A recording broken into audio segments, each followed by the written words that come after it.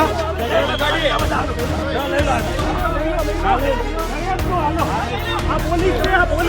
મુખ્યમંત્રી સાહેબનું નામ ક્યાં આપવાનું આવે છે? અમારે કેમ કહેવાનું આવે છે? બોલવાની વાત જ નહીં કરવાની.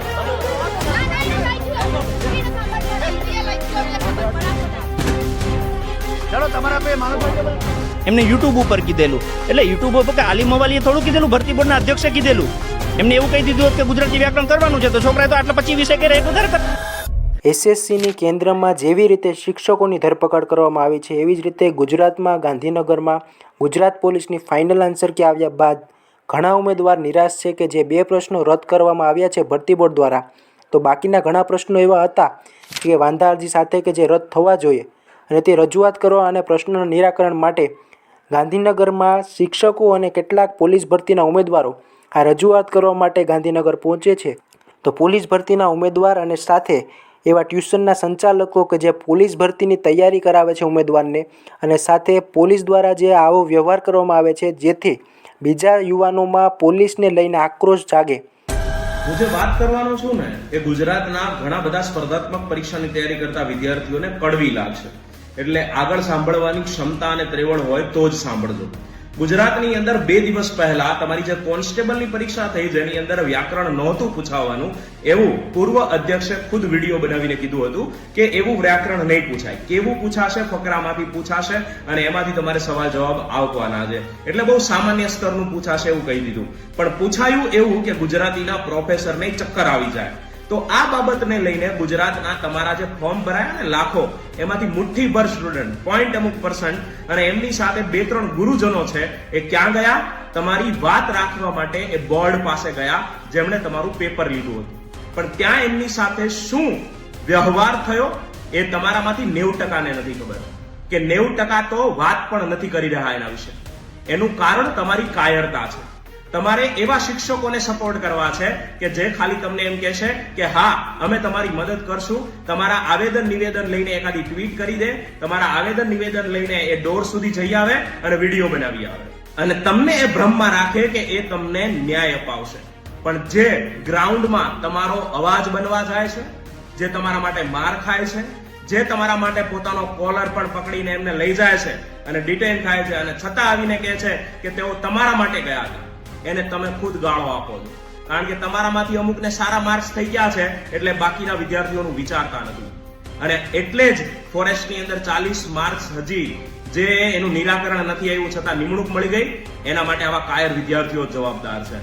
સીસીઈ ની અંદર જ્યાં CBRT માં થયું અને તમે કાંઈ ન કરી શક્યા, એના માટે પણ કાયર વિદ્યાર્થીઓ જવાબદાર છે.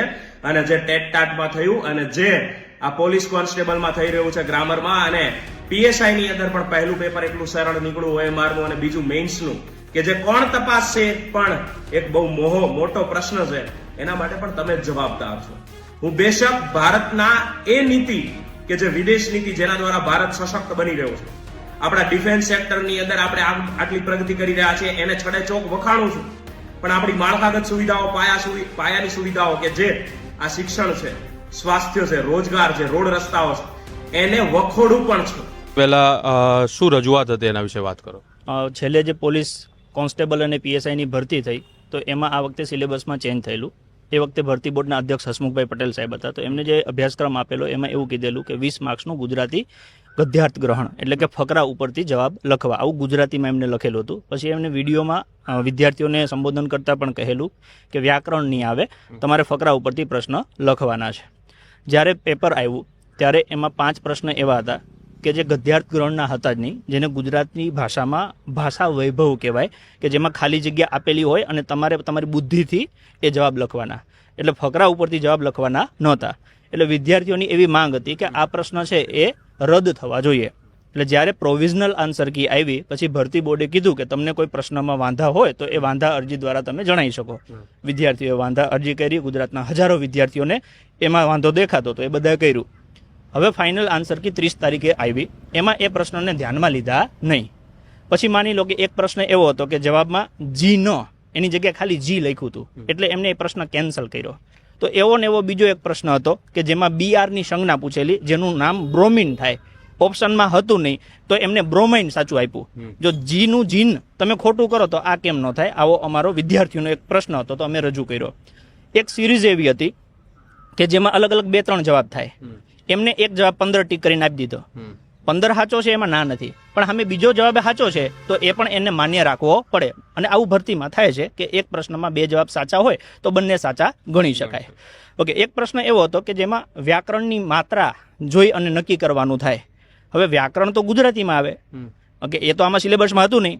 તો જે સિલેબસ બહારનો પ્રશ્ન છે, લોજિક વગરનો પ્રશ્ન છે, ઓકે, એ પોલીસને પૂછવાનું નથી થતું. તો એ પ્રશ્ન વિદ્યાર્થીઓની માંગ છે કે રદ થવો જોઈએ. તો આવા અલગ અલગ 7 પ્રશ્નો છે કે જેમાં સુધારા થયા નથી. એ પ્રશ્નની અમે વિગતે ચર્ચા કરી, ભરતી બોર્ડના અધ્યક્ષને જણાવ્યું. બીજું અમે એ કીધું કે આ વખતે ભરતી બોર્ડમાં જે 200 માર્ક્સનું પેપર હતું એમાં 2 ભાગ હતા, પાર્ટ એ અને પાર્ટ બી. પાર્ટ એમાં 80 માર્ક્સનું, પાર્ટ બીમાં 120નું. ભરતી બોર્ડે એવું કીધેલું કે બંનેમાં 40% ફરજિયાત હોવા જોઈએ. હવે આ ગુજરાતીના 5 પ્રશ્નના લીધે 40ના આપણે 80ના 40% કરીએ એટલે 32 થાય. ઘણા વિદ્યાર્થી એવા છે કે જેને 31 થાય છે. એમાં વિદ્યાર્થીનો માર્ક નથી, કેમ કે એને ઓલા 5 પ્રશ્ન છે એ સિલેબસ બહારના પૂછ્યા હતા. હવે એ બીજા પાર્ટમાં 120 માંથી 90 લઈ આવે છે, તો 90 30 ભેગા કરીએ તો 120 થાય છે. જો ભરતી બોર્ડના નિયમ પ્રમાણે ચાલીએ તો આગળનામાં 32 ને બીજામાં 48 એટલે 80 વાળો પાસ કહેવાય અને 120 વાળો નાપાસ કહેવાય. તો આ તર્કસંગત બાબત નથી. સામંતભાઈ કરી દીધી, પણ હું એક વસ્તુ કહેવા માંગુ છું. હું 6 વર્ષથી ગાંધીનગર રહું છું અને હું 6.5-7 વર્ષ આ તૈયારીનો ભાગ રહી ચૂક્યો છું. મારું એટલું જ કહેવાનું છે કે 7 થી 8 ભરતીના આંદોલનનો હું સાક્ષી છું. આ લોકો દરેક પ્રક્રિયામાં અને ભરતીમાં આટલા ગોટાળા કરે. હું એમ કહું, આટલા બધા હોશિયાર છો, ટેકનિકલ છો તમે બધા, તો તમે આટલા બધા છબૈડા રાખો છો શા માટે? એ છબૈડાનો ભોગ તમારે બી બનવું પડે છે અને વિદ્યાર્થીઓને બી બનવું પડે છે. તો અમે ખાસ એ રજૂઆત કરવા માંગીએ, હવે પછીનું કોઈ પણ ભરતી પ્રક્રિયા કે પેપર તમે કાઢો તો તમે તમારી પાસે હોશિયાર માણસો નથી, તમે શાંતિથી જો હાલો. 1-2 ભૂલ રહી, આ કેટલા દીકરા દીકરીઓના પ્રશ્નાર્થ ચિહ્ન રહી જાય ભાઈ ભરતી ઉપર. અમે પણ એક ભાગ રહી ચૂક્યા છીએ આવી પરિસ્થિતિનો. તમે ભાગ રહી ચૂક્યા છો, તમે વાત કરી. તો જ્યારે આની પહેલા હમણાં જ્યારે શરૂઆત તમે આવ્યા ત્યારે મેં કન્વર્ઝેશન તમારું ને પોલીસનું સાંભળ્યું. પોલીસવાળા એવું કહે છે કે તમારા ધંધા કરવાના જ વિદ્યાર્થીઓને એવું કીધું તમારા ભવિષ્યમાં તમારા ડિપાર્ટમેન્ટમાં જવાનું જ પરીક્ષા પાસ કરવાની, એટલે કે આ બધાના તો ધંધા કરવાના છે એવું કહેવું છે. ધંધા એટલે હું ધંધા તો કરવાના જ ને, તમે એ ખોડાઈ દેવાના છો અમને.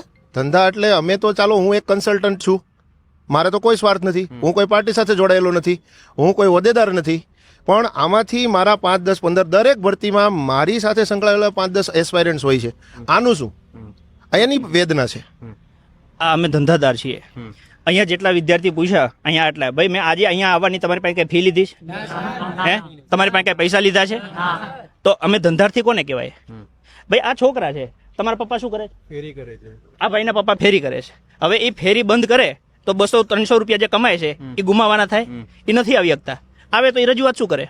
એટલે આ છોકરાને અમારા ઉપર ભરોસો છે કે આ આવશે તો અમને કંઈક સાથ સહકાર આપશે. એટલે અમારે આ છોકરો કે તમે આવો તો ના પાડી દેવાની. અમે હું એવા નફટ છીએ જેમ આ લોકો અમને કહી દે છે નફટતાથી અમે અમારું નામ ન કહી શકીએ? અમે નથી બાયલા ભાઈ, અમે બાયલા નથી. આ છોકરાની પીડા માટે અમે મેદાન ઉતર્યા છીએ અને અમે ક્યાં એવું કહીએ છીએ કે અમે તમને હેરાન કરવામાં. અમે શાંતિથી વાત કરીએ છીએ, અમે અમારી રજૂઆત મૂકીએ છીએ. અમારી રજૂઆત ખોટી હોય તો એવું તમે ઓફિશિયલી કહી દો કે તમારી રજૂઆત ખોટી છે. આજે 5 પ્રશ્નો વ્યાકરણમાં આવે છે એવું અમે કહીએ છીએ. ભરતી બોર્ડ એવું કહી દે કે આ વ્યાકરણમાં ન આવે, આવું લેખિતમાં એકવાર કહી દઈએ. અમે છોકરાને કહી દઈશું કે આ પ્રશ્ન નથી આવતા, પણ ભરતી બોર્ડ એવું તો કહેશે ને કે આ વ્યાકરણમાં નથી આવતા તો આવે હેમાં. ઓકે, 2 પ્રશ્ન તમે કેન્સલ કર્યા, કયા પુરાવા ઉપર તમે કેન્સલ કર્યા? એ અત્યારે એવું પૂછે છે કે તમે આના પુરાવા આપો, તો ઓલાના પુરાવા તમને મળી ગયા, તો આના પુરાવા કેમ નથી મળ્યા? છતાં અમે પુરાવા આપ્યા. હાલો કે તમારી પાસે પુરાવા નથી, એક વખત તો આપી દીધા હતા, આજે પ્રિન્ટ કાઢીને પાછા આપ્યા છે. આ ફેરી કરે છે, જેના માતા પિતા મજૂરી કરે છે, આ છોકરાઓ બિચારા દૂર દૂરથી આવે છે. એ અમારું મોટું જોવા નથી આવતા કે અમારો ધંધો કરવા કે એની જાહેરાત કરવા નથી આવતા. એની પીડા લઈને આવે છે, એને બીક લાગે છે, અહીંયા આવીને ડાયરેક્ટ નંબર લે છે, ભાગીને વયા જાય છે. શું કરવા તમારા નંબર ભાઈ વિદ્યાર્થીના? તમે એને પ્રશ્ન પૂછો ને કે તમારી પીડા શું છે ને એનું સમાધાન શું છે, વાત પતી ગઈ. નંબર શું કરવા છે?